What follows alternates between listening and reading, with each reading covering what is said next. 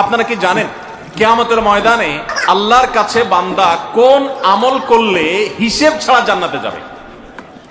জানেন কেউ? বলতে পারেন কেউ? ভাই, আল্লাহর কাছে হিসেব দিয়ে জান্নাতে যাওয়া কি সহজ কাম না কঠিন কাজ? আরে আল্লাহর কাছে তো অনেক দূরের কথা।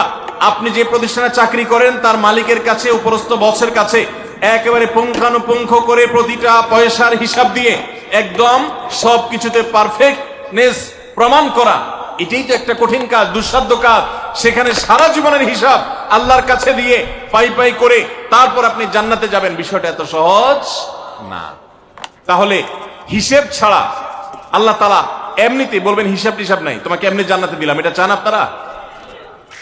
দেখুন কোরআনে কারীম আল্লাহ তাআলা বলছেন ইন্নামা ইউওয়াফাস সাবিরুনা আজরাহুম বিগাইরি হিসাব।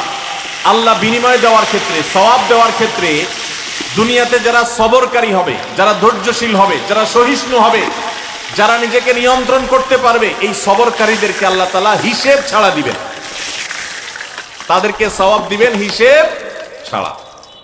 তাহলে আপনি যখন আপনার কর্মস্থলে থাকবেন আপনাকে ধৈর্য ধারণ করতে হবে। আপনি যখন পাবলিক পরিবহনে উঠবেন আপনার মাথা ঠান্ডা রাখতে হবে। আপনি যখন আপনার বাসা বাড়িতে থাকবেন আপনার মাথা ঠান্ডা থাকতে হবে। মাথা গরম হয়ে যায় যাদের, হট মেজাজ যারা, কথায় কথায় মাথা গরম হয়ে যায়, ধৈর্যহীন হয়ে যায়, যেখানে সেখানে গন্ডগোল বাধায় দেয়, মারামারি বাধায় দেয়, ধৈর্য সহ্য বলতে কিছু নাই, এই লোকগুলো কিন্তু এই সৌভাগ্যবান মানুষদের কাতারে সামিল হতে পারবে না।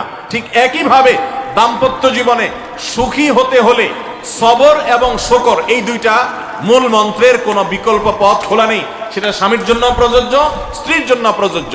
স্বামী হিসাবে আপনি স্ত্রীর অনেক অনিয়মতা দেখতে পাবেন, অনেক কিছু দেখতে পাবেন, আপনার আকাঙ্ক্ষা, আপনার চাহিদা, প্রত্যাশার বিপরীত আপনাকে সবর করতে হবে। ভাইরা আমার, আমাদের প্রিয় নবী সাল্লাল্লাহু আলাইহি সাল্লামের দাম্পত্য জীবনে কিন্তু টুনটান সমস্যা হয়েছে।